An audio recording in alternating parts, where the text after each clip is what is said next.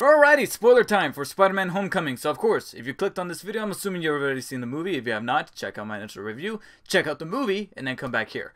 Alright, so I made an assessment. That assessment is that I'm a little surprised by the notion that I think this movie has more material to talk about in a spoiler discussion than even Guardians of the Galaxy Volume 2 did.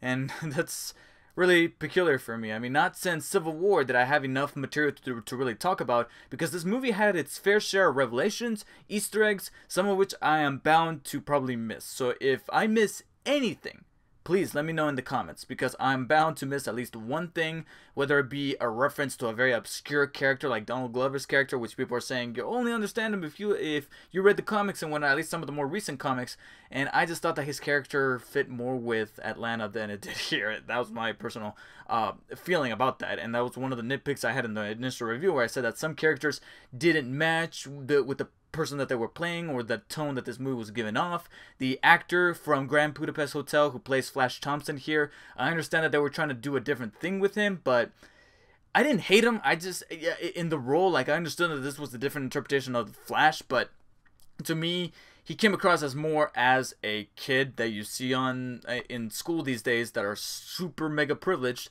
and no more than that. He just didn't stand out as a bully. Nitpicks aside, let's talk about the bigger things. Now, the one thing that actually becomes rather apparent at the very beginning of the movie through mirror, subtitles, and date dots that has everybody super confused and everybody's debating with another about this thing, that I think I need to kind of throw in my 2 cents, is the chronological order of the MCU and whether or not Spider-Man Homecoming might have broken that timeline, because certain dates are not matching up. The movie opens up with Vulture, and at this time Adrian Toomes simply being kind of like a janitor, like a glorified janitor, working his team in order to clean up the mess that the Avengers left behind at the end of the first Avengers movie, with him in New York cleaning up that big monster, Chitauri monster, whatever, that crashed through the building that Hulk then punches Thor at the very top after that comedic scene.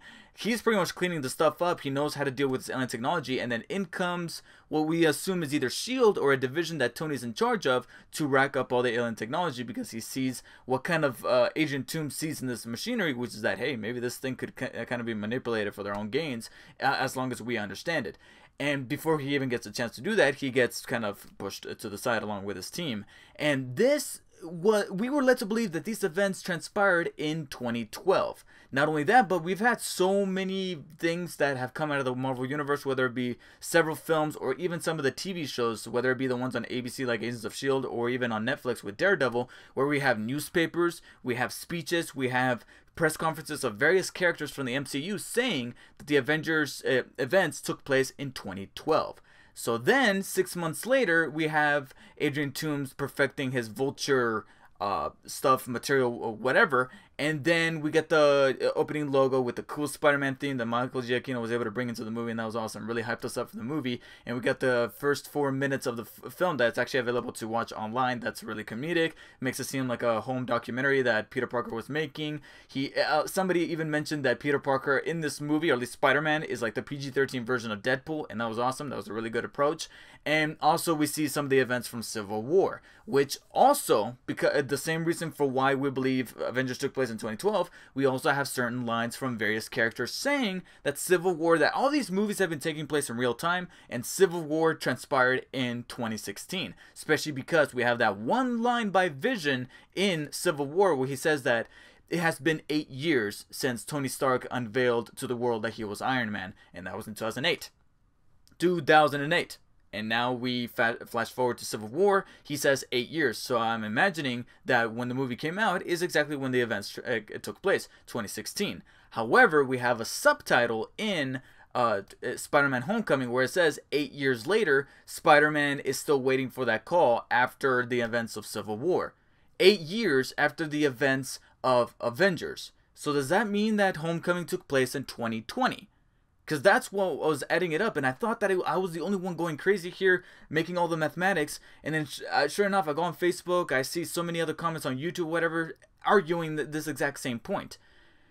At this point, I think that we are going to break our brains a little bit too much, that we're not going to be able to enjoy the rest of the movie, but it is something that is worthy of being debated. I don't want to dwell on it too much on this video, but it is something that is visually there, that sadly could have been fixed with a couple of tweaks to those subtitles, because no, that whole 8 years later thing of this whole thing taking place in 2020, they could have easily just fixed that if they just changed the number. They changed the digit right there, because nobody says a line about it. Nobody says that the date is something 2020.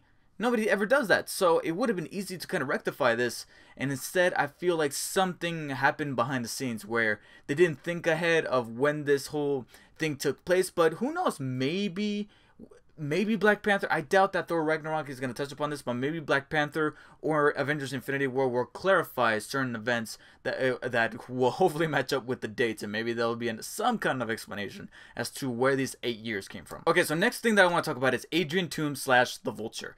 Very unexpected character, and a much more complex one than people give him credit for, even though an awful lot of people thought that he was awesome in the role and he was one of the better villains to come out of the MCU thus far, even though it ended up being in a Spider-Man movie and not a initial solo debut, because I've seen some articles saying that this movie is one of the best performing solo debuts out of the MCU, but at the same time, yeah, it's Spider-Man. You know, it's not like Iron Man where they made that first movie, Guardians of the Galaxy, Ant-Man. This is Spider-Man, who's a very mainstay character and has had 5 movies prior to this one. So it's like, it's bound to be successful. Not knocking it down for it, but, I mean, come on. Who is debuting, however, in this movie is the character of Vulture, who was...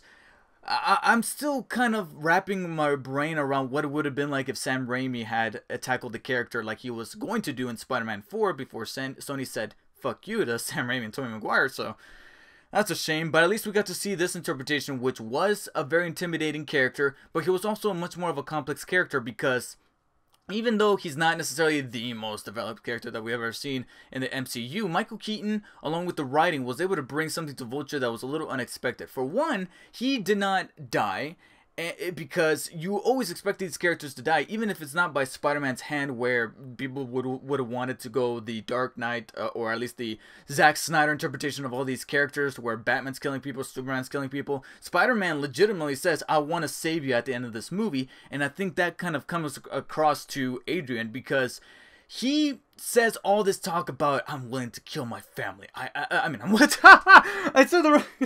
What the fuck did I just say?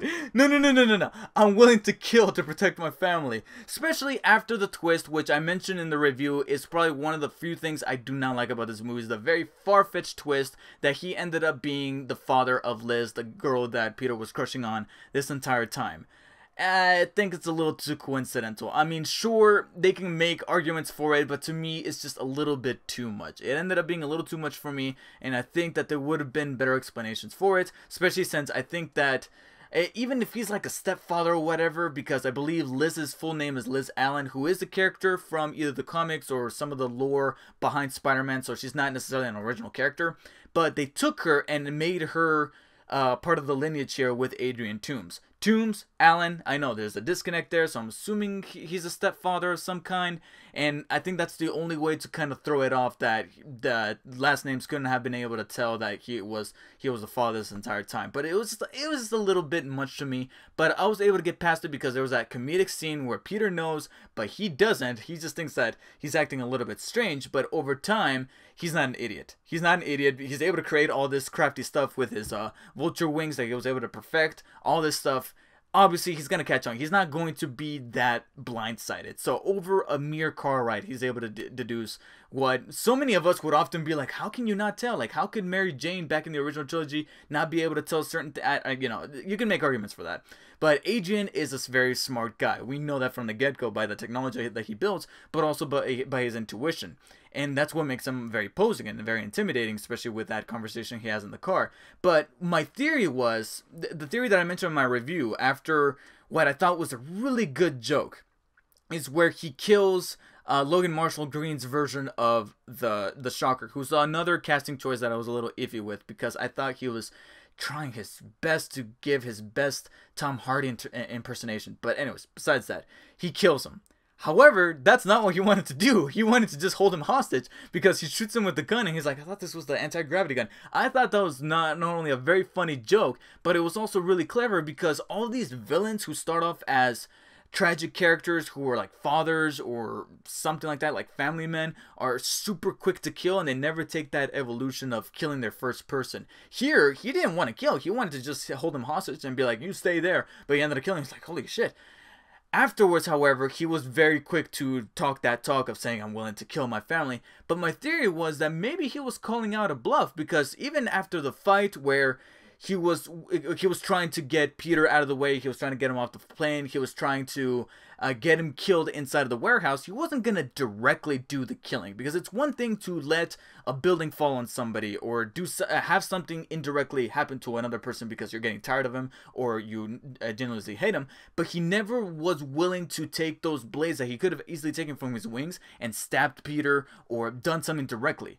He never did anything directly, and that's why when he's holding Peter right there, he could have easily killed him, but instead he saw the arc reactors and he's like, yeah, fuck it. And he just put him down. He went for the arc reactors, and that granted Peter the opportunity to hold him down and try to save him. And so that's why I thought that he was a complex character, because he wasn't just a bland villain who was automatically willing to kill. He was still trying to retain that family person inside of him, and that continues after the movie, after even the movie's done, with that very first end credit scene. I'm gonna kill two birds with one stone here, because it is in this end credit scene where he could have easily given off Peter's true identity over to a second-hand villain so that he has the opportunity to kill him. Instead, he holds the secret to himself. It's left a little ambiguous. A lot of people make an argument that maybe he's holding the revenge for himself so that he can enjoy it personally. But my personal stance is that he did have a turnaround. Even though he's still putting on the facade of being the Vulture, after being saved by Peter, he didn't let him die, and furthermore, saving his daughter's life, who is one of the most important people in his life, he is like, okay, you know what? I'm still a bad guy, but as long as you don't cross me, Peter, I'm not gonna, you stay away from me, I'll stay away from you, and I'll try to keep trouble out of your way. So I'm gonna hold this secret to myself even while I'm in prison, being visited by my family. So if you look hard enough, Adrian Toomes / the Vulture in this movie was very complex, and like Shrek and Donkey would say, he's got layers, like an onion. Yeah? So I thought he was really cool, and I guess this is a perfect segue to go into the many little Easter egg / villain cameos that we had in this movie. Two in particular, Shocker and the Scorpion, Mac Gargan, who's played by Michael Mando. I was waiting for him the entire movie. A little disappointed that he just had a cameo. It wasn't even a full scene. A cameo. He gets knocked down by that car, which could have easily killed him, and instead he just has a fucking bruise on his head. So that was a little hard to buy. I'm sorry, but both are left alive by the end of this movie. I believe that Herman Schultz, I believe is his name, played by Bokeem Woodbine, who I'm currently, literally right now, well, not right now, but right now, currently, I am watching in Fargo Season 2. I'm catching up on Season 2 of Fargo. He's in that. He's spectacular. He's awesome. And here, I wish that he could have done a little bit better with the role that he was given, but at the same time, it was second hand to Vulture. Vulture was who the spotlight was on. But his version of the Shocker was cool. A little bummed to know that there was actually a suit for the Shocker in the works, but it looked like they axed it at the last second, and now all he has is really the sleeves, where you'll see a little bit of that patch, that yellow patch quilt-looking type of material that he's known for in the comics. But it's this version of Herman Schultz I would really like to see again in a sequel or whatever. They said that for the sequel they want to use an unused villain, and even though they made cameos in this movie, I think they could still find some kind of leeway to bring back Shocker, and most especially Scorpion, who's not even fully Scorpion. Here you can make the argument that Shocker did become Shocker because he did have the gauntlet. He was punching things to make them blast away. Only thing that I could have wished that the only thing that I wish I could have seen carried over from the actual interpretation of Shocker from the comics is that he's shocking. He's not just punching, creating rivets within the atmosphere. He's able to actually shock and throw out bolts of electricity from his gloves, because that's what he's known to do. I want to see him do that and actually become some kind of foil for Spider-Man along with Scorpion. Seeing Michael Mando be in this role, because he's one of my favorite actors. He's killing it on Better Call Saul. Looking forward to seeing his return. And of course, most of you who play video games will know him as Voss from Far Cry 3. And you guys know that he was spectacular in that. So I want to see him do the role of Scorpion. I want to see him don the suit, whether it be purple or green or whatever it is the color. I want to see him go up against Spider-Man, and I think that'd be rather cool. And now I want to skip to the ending. I mean, I know we had an awful lot happen between that point with Michael Mando's character. We got the ferry scene. We see him getting the suit taken away. He pulls out the homemade suit that leads to the warehouse. And we have that scene that's actually rather cool that got me, I don't want to say choking up, but it was one of those scenes that I'm like, this is seminal for the character of Peter Parker / Spider-Man. which is where he gets trapped out underneath all that rubble. And for a moment, he's not even Spider-Man. He's Peter Parker, who is a kid in high school. And the way he's like crying out, it's like, oh my God, this is seriously hurting him. And then we get that shot that is just perfect. I wish I could get a screen grab of that shot, but I don't want it to look all bootleg or whatever. But it's that shot where he's looking down at the water and he sees half of the mask and half of his face reflection. It's just, that was fucking perfect. Like, John Watts, you were able to nail that shot perfectly, and that was awesome. But moving on from that, because you kind of get a gist of where things are going with that final battle or whatever, you see it, not much to talk about there. What there's plenty to talk about, though, is the ending, because there's like so many things transpiring in this ending and certain revelations made that it was perfect, because it's not necessarily a cliffhanger, it gets wrapped up rather neatly, but it leaves you with enough to talk about that makes you go, how are they gonna kind of move on through with this, leading into either Infinity War or most specifically Spider-Man Homecoming 2 or whatever it is that they decided to call it, which is actually coming rather quickly. I believe they set a date for like July 5th, 2019. That's actually not too far along. Trust me, the time's going to go by fast. We're going to get Infinity War, and then we're going to get this sequel. It's coming sooner than you think. And the things that we have to chew on that will lead into the sequel that I'm looking forward to see how they play out is the first one. And the first one's the one that everyone's kind of getting a little up in arms about because people are rolling their eyes, they're groaning, and at the same time, I'm here thinking, hey, they found a loophole, they took advantage of it, and to be honest, doesn't really bother me, especially since I actually kind of like this character and wouldn't mind seeing her more in the movie. MJ, or Michelle, played by Zendaya. The big revelation that this is our version of MJ. MJ. Let's make it clear. MJ. Never did they say that this was Mary Jane. Alright, MJ could stand for a completely different name than necessarily Mary Jane Watson. Her name is Michelle, that's what the M stands for, and I'm assuming J is for her last name, James, Johnson, Jameson, I doubt it. But, you know, it could stand for anything. And this is their loophole, where they're like, okay, there's a version of MJ here, but it's not necessarily Mary Jane. And I don't know why people get kind of irritated. If I'm not mistaken, the comics do this shit all the time. Even when they replace completely different characters. I mean, we got Miles Morales, who's Spider-Man. And I know a lot of people kind of groan and whine about that, but over time, a lot of people are like, I want to see Miles Morales in live action. I want to see him in the video game. And now people love him. And I'm like, why is it such a humongous deal that now Mary Jane's not even Mary Jane, but she's this character, Michelle, whose acronym or initials turn out to be MJ. And they're kind of leading that similar storyline where they make it seem like she doesn't like him, but in the end she gives him that look as he walks away that, yeah, she kind of has a little bit of a crush on him, but that's mostly because there's that whole opposites attract deal. And plus, her character, I like it because I like that sarcastic character that's not necessarily an asshole, but they're just kind of obtuse to social interactions, but at the same time they recognize that they shouldn't be the most douchey person because they have that layered complexity. I happen to be one of those people. Out in public, I mean, I may not demonstrate it here in the camera, but when I'm at work or at school or with friends or whatever, I often give that vibe. Alright? And I like characters like that are sarcastic and they give off asshole-ish comments here and there, but they're so witty about it that they just can't help you but make you laugh. And also kind of pay attention to what they said and be like, oh, that's kind of true. And much like Vulture, she's also a little bit of a complex character. She often puts this facade that she's sarcastic, that she doesn't care or whatever, but deep down she does. Because not only do we have those lines prior to where she says, where she reveals that she's called MJ, she says that her friends call her MJ. And now she assumes these people as her friends because earlier when the stuff goes down in DC, she's like, my friends are up there. So she's like, yeah, you know, she does care.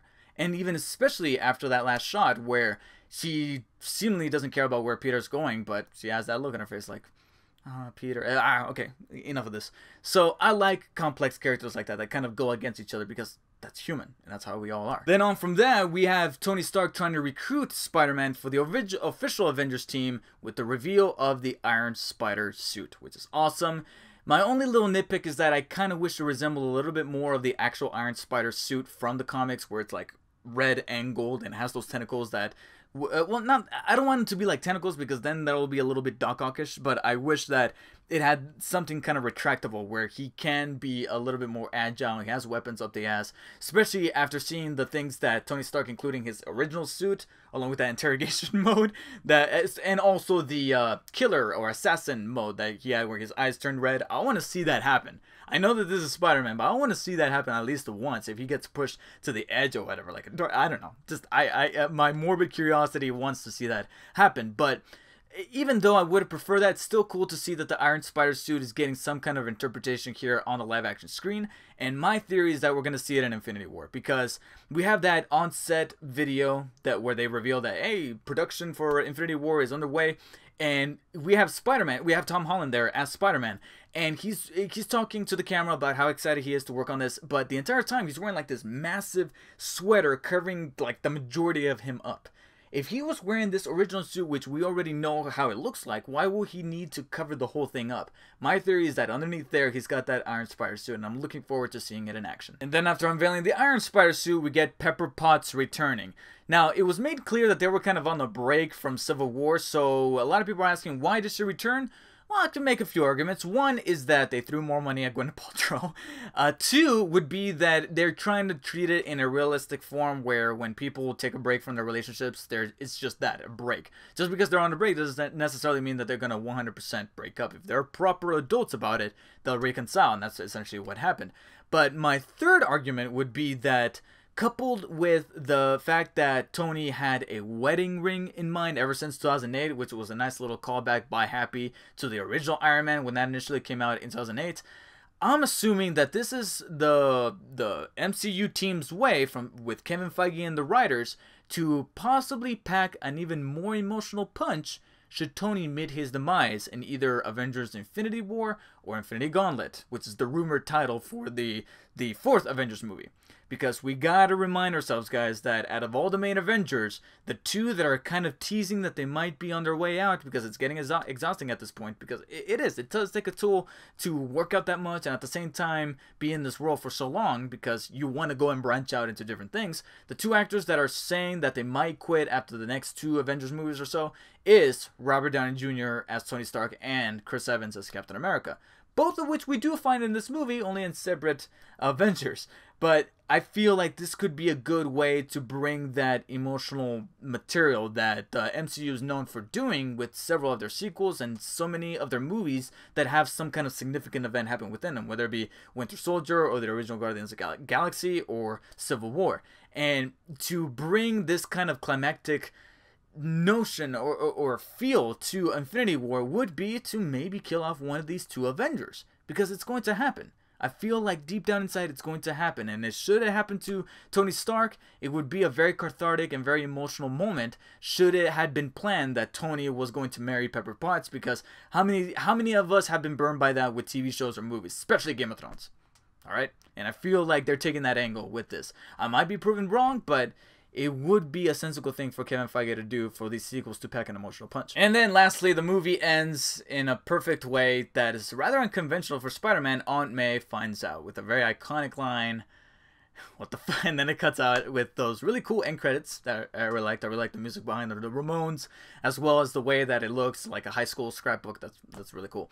But what I really liked about Aunt May is finding out is that, again, it's very unconventional, because if I'm not mistaken, these previous versions of Aunt May, at least within the movies, because I know that there's certain cartoons where they kind of allude that Aunt May knows and all that stuff. There's been various interpretations, especially in the animated version. I can't remember if even we had Aunt May find out in this. Maybe I'll do some kind of re-review, because I remember reviewing this back in the day. But maybe it's time to go and check this out again. Who knows? We'll find out. But here, we have Aunt May for sure finding out. And I don't remember the Rosemary Harris or Sally Field versions of Aunt May finding out, even though they always had like this notion that Peter had some kind of double life, but she just couldn't pinpoint exactly what it was. But she had a notion. Here, she for sure finds out.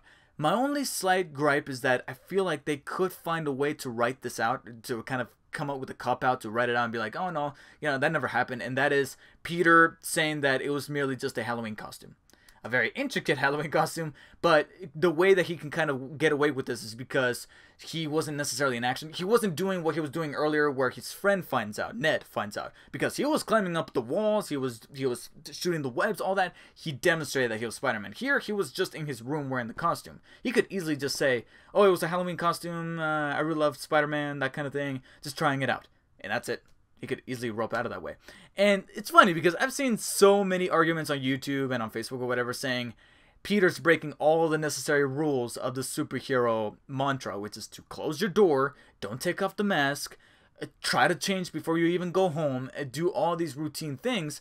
But at the same time, the argument that I would make is that he's a fucking kid. He's only been doing this for, I'm pretty certain, less than a year. He says in Civil War that he's been doing it for 6 months, but of course, there's a broken timeline. There's no real way to tell. But he's still a kid, and he was under the assumption that Aunt May was not home. And of course, at this point, he should be a little smarter than that because Aunt May is kind of like his mother at this point. And mothers do that shit where you call them out and they don't say anything until they walk in on you doing something that you probably shouldn't. Because moms are like that. All right. How many times have you come home and they call out to you and be like, you know, so-and-so, come here. And you're like, what? And they don't respond. And you're like, David, what? David, what? And you have to go over there to see what the fuck they want. Yeah. Aunt May was playing that card. And of course she walks in and sees this thing. However, I hope they don't write this out with that cop-out of him saying that it's a Halloween suit because I would really love to see a dynamic, a Alfred Bruce Wayne type of dynamic between Aunt May and Peter. And that would be really cool. A little unheard of, a little unconventional, but I think that's what this version of Spider-Man really needs. And then after that, I already talked about the first end credit scene, but we do get a second one.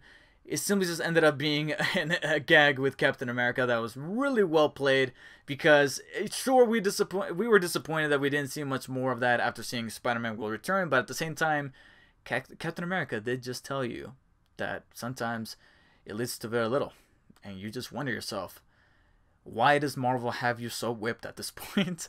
And it was very clever. It was like borderline a thing that Deadpool would do. It's like they said, okay, we can't own the rights to Deadpool, so we're going to try to put as many Deadpoolisms in this movie as possible, whether it be with Spider-Man doing that home movie at the beginning, or Captain America calling you out on you being so whipped by Marvel that you're willing to stay through 10 minutes of credits for simply just 30 more seconds of a movie. Yeah, that's the reality we live in, guys, but it's one that we're just a part of. Anyways, that does it for my discussion on all the things spoiler-related for Spider-Man Homecoming. At least the things that I was able to remember. I'm pretty certain that there were so many things, so many little Easter eggs and callbacks to the original, to the past Spider-Man, not only the past Avengers movies and the past MCU films, but there's even a couple of Easter eggs here and there to the past Spider-Man movies that weren't part of the MCU, whether it be with Raimi's trilogy or even the Andrew Garfield movies. There's little callbacks here and there that are sprinkled throughout the movie that I'm pretty sure some of you guys were able to pick up. So if you were, or if you want to talk about anything that was spoiler related from the broken timeline to MJ's reveal, feel free to go all out crazy in the comments below. Make sure you support the video by hitting the like and share button. Make sure to subscribe to the channel to show your support, and be sure to look out for future reviews, especially some classic reviews on either Spider-Man 3 or even some of the X-Men movies from days past. Days of Future Past, get it? As well as maybe even Ang Lee's Hulk. I'm looking forward to doing some of those. And thank you guys for watching and showing your support. I'm gonna go ahead and check out now because the past 5 or so minutes of this review I had to reshoot for circumstances non-disclosed. Very annoying. I'm about to lose my mind. So with that being said, take care, guys. I will see you all later. I'm gonna go murder somebody.